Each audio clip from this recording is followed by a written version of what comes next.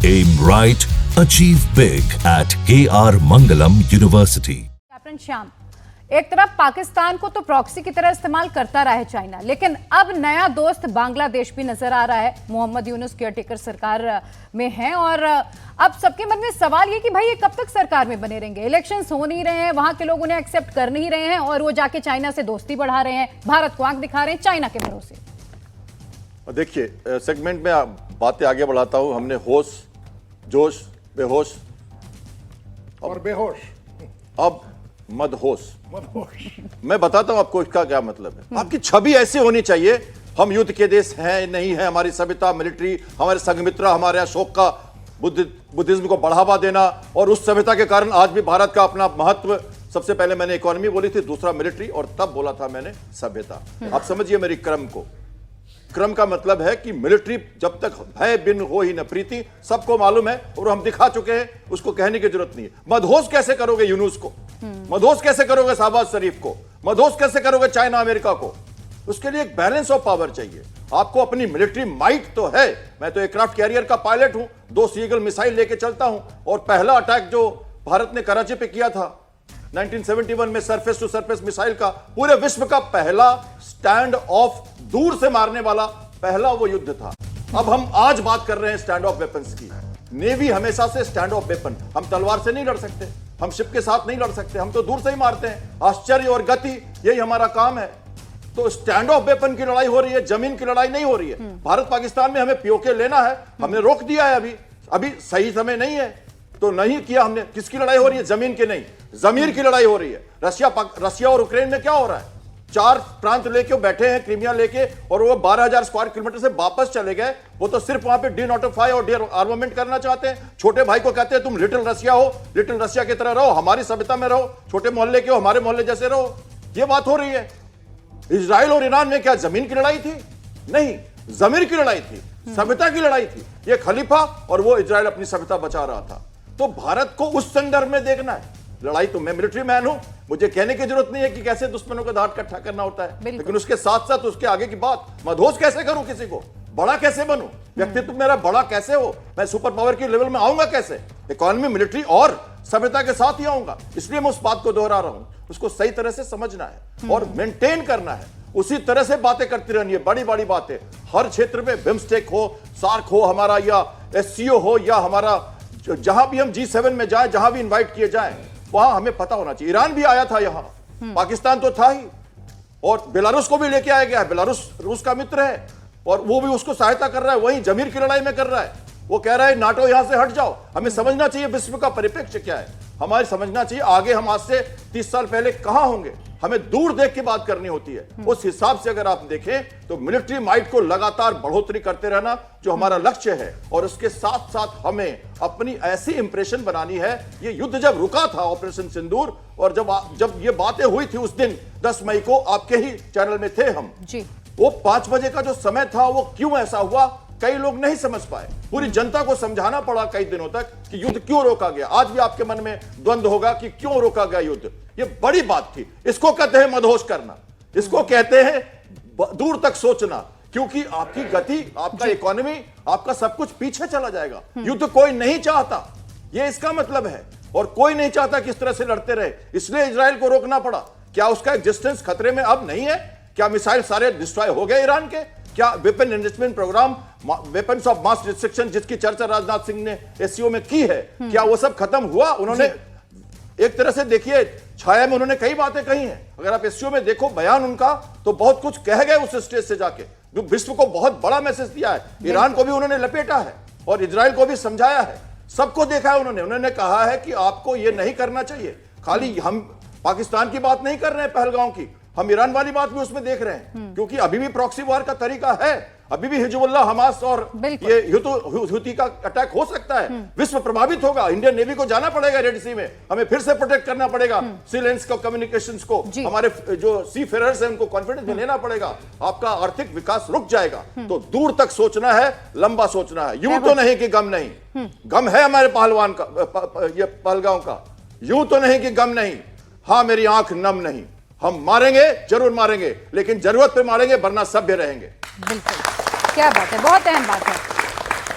वैभव जी, यूनुस जब चाइना गए तो उन्होंने वहां से लैंडलॉक और चिकन नेक की बात की। इसके अलावा जो लालमोनर हार्ट एयरबेस है, जो कि चिकन नेक से महज 20 किलोमीटर की दूरी पर है, उसे खोलने की तैयारी की बातें भी सामने आई। और यहां तक बात आई कि एक चाइना का डेलीगेशन आया, वहां विजिट करके आया और यूनुस ने अपना पूरा समर्थन दिया है। क्या मायने निकाले जाए? क्या यूनुस भी इस वक्त इस्तेमाल हो रहे हैं, चाइना उन्हें इस्तेमाल कर रहा है, बांग्लादेश का अपना कोई स्टैंड नहीं है, और कब तक ये बने रहेंगे सत्ता में? देखिए, यूनुस जो कर रहे हैं वो इसलिए कर रहे हैं क्योंकि आप उनको चावल की बोरियां भेज रहे हैं। आप उनको चावल की बोरियों के बजाय ब्रह्मोस भेजते तो ये हरकतें ना करते। लेकिन जब आप अपने दुश्मन को, सांप को अपने हाथ से दूध पिलाएंगे, आप उनके यहाँ राशन भेजेंगे, आप उनकी इकोनॉमिक मदद करेंगे, आप कहेंगे नहीं हम इनके साथ भी अच्छे रिलेशन चाहते हैं, तो आपको ये प्रॉब्लम झेलनी ही पड़ेंगी। और देखिए, ये इख्वानुल मुस्लिमीन से जो इन्फ्लुएंस जितने भी पॉलिटिकल लीडर्स हैं दुनिया में, जैसे एर्दोगान है तुर्की में या मोहम्मद यूनुस है बांग्लादेश में, ये मुस्लिम ब्रदरहुड का जो प्रोजेक्ट है ये मिस्र में शुरू हुआ था। और ये दुनिया के सबसे ज्यादा डेंजरस आतंकवादी ये हैं, क्योंकि ये वो आतंकवादी हैं जो हाथ में बंदूक नहीं उठाते, ये दूसरों की हाथ में बंदूकें उठवाते हैं। तो जो हाथ में उठाने वाले हैं, जो गन्स, जो बुरहान वानी टाइप के जो आतंकवादी हैं या मसूद अजहर जैसे हैं जिन्होंने खुद हाथ में बंदूकें उठाई हुई हैं, आप उनको तो आप मार सकते हैं, लेकिन जो हाथ में बंदूकें नहीं उठाते, जो जमहूरियत की बात करते हैं, डेमोक्रेसी की, फ्रीडम ऑफ स्पीच की, इस तरह की बातें करते हैं और उसके बाद उकसाते हैं एक पूरी जनता को और दूसरे इंटेलिजेंस एजेंसीज के हाथों में खेलते हैं और आपके लिए वो प्रॉब्लम्स क्रिएट करते हैं जो आपके लिए दशकों तक सॉल्व करना मुश्किल होती है। तो आपको उनको सबसे बड़ा थ्रेट मानना पड़ेगा। आप उनके साथ सेंसिबल या डायलॉग कोई बात करना, ये आप उनके साथ चर्चा नहीं कर सकते। आप मुझे बताइए कि क्या एक वकील और गुंडे के बीच में कोई बातचीत हो सकती है अगर दोनों के बीच में लड़ाई हो? भाई, गुंडे को एक ही चीज आती है, आतंकवादी को एक ही चीज आती है, वो है ट्रिगर दबाना। आप कहते हैं हम इनसे डायलॉग करेंगे। आप डायलॉग, आपने कश्मीर में बहुत लंबे समय तक कोशिश की, दशकों तक कोशिश की कि डायलॉग करें। क्या हुआ? अंत में आपको ऑपरेशन ऑल आउट करना पड़ा। आज के डेट में पूरे जम्मू कश्मीर में आपको ना कोई एरिया कमांडर मिलता है, ना कोई जोनल कमांडर मिलता है, कोई नहीं मिलता, बिल्कुल शांति है। तो आपको यह बात एक जगह समझ में आ गई कि भाई आतंकवाद का और जो इस तरह के जो रेडिकल जिहादी माइंडसेट के लोग हैं, इनके साथ एक ही जुबान में बात होगी, वो है बंदूक की जुबान में। लेकिन आप बांग्लादेश में उस चीज को आप अप्लाई नहीं कर रहे हैं। आप कह रहे हैं हम डायलॉग से कर लेंगे, नहीं, वो भी एक आतंकवादी है, एर्दोगान भी एक आतंकवादी है, वो मुस्लिम ब्रदरहुड के आतंकवादी हैं। तो आप उनको ऐसे डील कीजिए। दूसरी चीज, पूरे नॉर्थ ईस्ट में और आपके यहाँ पे जो एनआरसी का जो विरोध होता है, मैं सर ने बात की 5 फ्रंट वॉर की, जो सबसे डेंजरस फ्रंट है वो आपका इंटरनल फ्रंट है।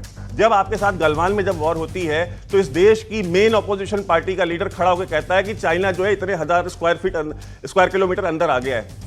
कोई सबूत नहीं आज तक, उसका कोई बात नहीं, लेकिन एक कॉन्फ्लिक्ट के टाइम पे इस तरह की बातें की जाती हैं। उसके बाद आप देखिए, जब भी वही same political party Chinese communist party के साथ एक एमओयू करती है, वो मेमोरेंडम ऑफ अंडरस्टैंडिंग क्या है वो आज तक किसी को नहीं पता, पब्लिक नहीं है। तो आपके यहाँ पे जो अंदर का जो फ्रंट है, जब आप एनआरसी करने की बात करते हैं, इस देश में दंगे शुरू हो जाते हैं, इस देश में हजारों की तादाद में शाहीन बाग लग जाते हैं। वो कौन लोग हैं कि जब इन बांग्लादेशियों को निकालने की बात होती है, बाहर वापस भेजने की बात होती है, आपके लिए कितना बड़ा नेशनल सिक्योरिटी थ्रेट है? आपको क्या पता है कि इसमें से जो अराकान सोशलिस्ट रिपब्लिकन आर्मी है, वो अराकान आर्मी के जो अताउल्लाह जुनूनी जो उसका लीडर है, अताउल्लाह जुनूनी कराची में पैदा हुआ, वो म्यांमार का रहने वाला भी नहीं है, लेकिन उसने आतंकवादी संगठन वहां बनाया हुआ है। उसके कितने लोग स्लीपर सेल्स यहां पे, आपको क्या पता है?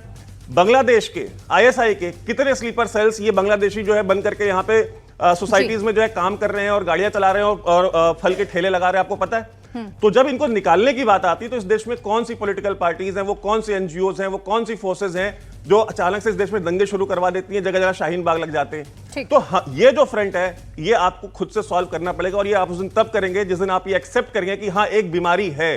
पहले आप उस बीमारी को एक्सेप्ट कीजिए। अगर आप डिनायल में है कि नहीं मुझे वो बीमारी है ही नहीं, तो उसके इलाज की तो नौबत ही नहीं आएगी। तो हम एक कंट्री के तौर पे, एक समाज के तौर पे पहले उसको एक्सेप्ट करें और आइडेंटिफाई करें कि हमारे पहले अपने घर की सफाई करें। आपके यहाँ पे घर के अंदर भी जब कोई बात होती है, आपका बेटा अगर कोई गलत काम करता है तो आप कहते हैं तुम सबसे पहले देखो कि तुम्हारी गलती कहां है। आप पहले अपने अंदर झांकते हैं। आप अपने अंदर नहीं झांकने को तैयार है, आपसे अगर दुश्मन बाहर ढूंढ रहे हैं तो आप इसको समस्या का समाधान आपको नहीं मिलेगा। ठीक है, हमारे दर्शकों को भी कुछ सवाल हैं। कौन कौन सवाल लेना चाह रहा है? ठीक है, मैं पहले उधर दे रही हूँ, फिर आप लोगों के पास भी आऊंगी। सर, आपका सवाल। जैसा कि अभी आपने कहा कि बांग्लादेश चाइना और पाकिस्तान के फेवर में आजकल बात कर रहा है, क्या आपको ऐसा लगता है कि निकट भविष्य में उसको अपनी गलती का एहसास हो जाए, वो भारत के नजदीक आने की कोशिश करे? जो एक बार गलती करे कोई प्रॉब्लम नहीं है। उसके जो दूसरे की गलती से सीख ले उसमें भी कोई प्रॉब्लम नहीं है।